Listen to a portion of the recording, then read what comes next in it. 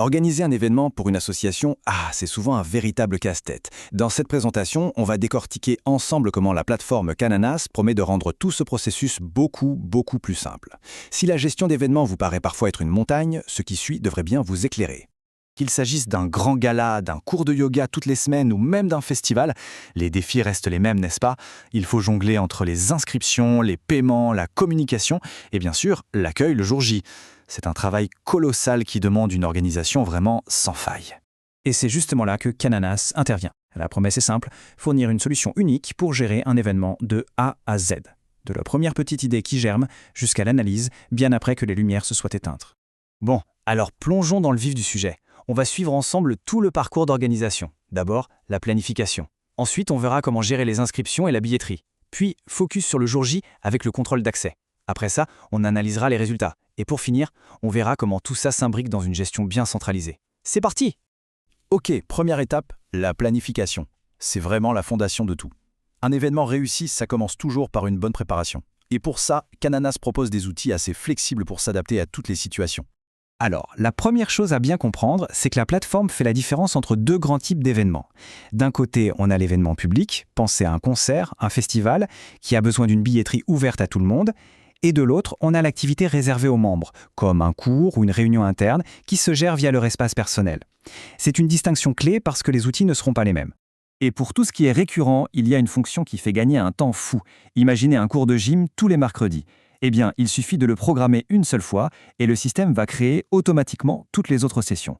Fini le travail manuel chaque semaine. C'est un gain de temps administratif juste énorme. Une fois que l'événement est bien planifié, l'étape suivante, c'est bien sûr de gérer les participants. La grande question, c'est comment faire en sorte que les gens s'inscrivent et que ce soit le plus simple possible pour tout le monde.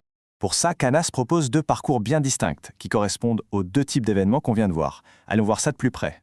Pour les événements ouverts à tous, la billetterie se met en place en 3 temps. D'abord, on paramètre les infos de base, le lieu, les différents tarifs, et on peut même personnaliser la page de l'événement pour qu'elle soit attractive. Ensuite, la vente se fait sur un mini-site dédié qui est pensé pour les smartphones, un détail crucial aujourd'hui. Et enfin, on peut suivre les ventes en direct. Ça, c'est top pour ajuster sa communication si on voit que ça démarre doucement. Maintenant, pour les activités réservées aux adhérents, là, le processus est encore plus fluide. Depuis leur espace privé, ils s'inscrivent littéralement en un clic.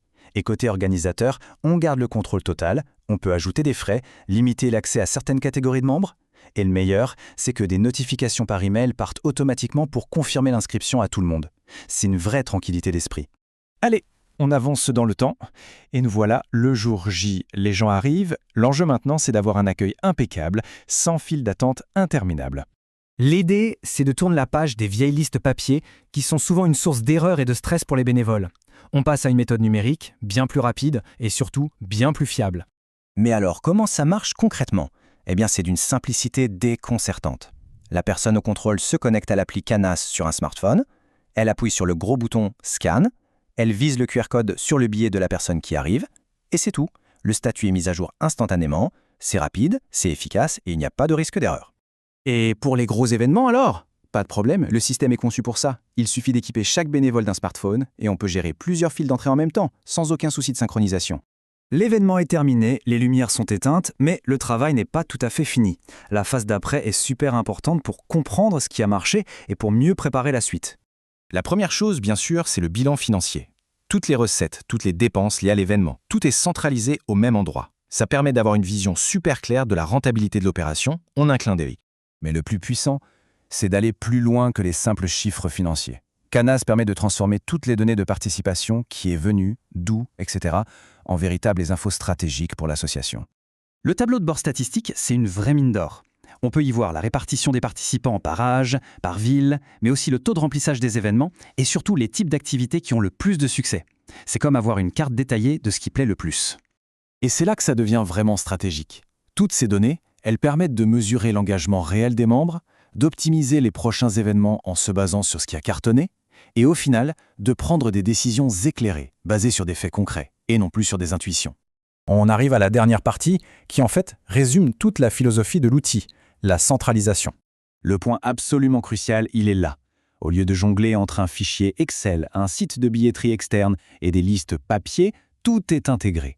De la planification à l'analyse, en passant par le paiement et le contrôle d'accès, Tout se passe au même endroit. C'est cette intégration qui change la donne et qui libère vraiment l'esprit des organisateurs.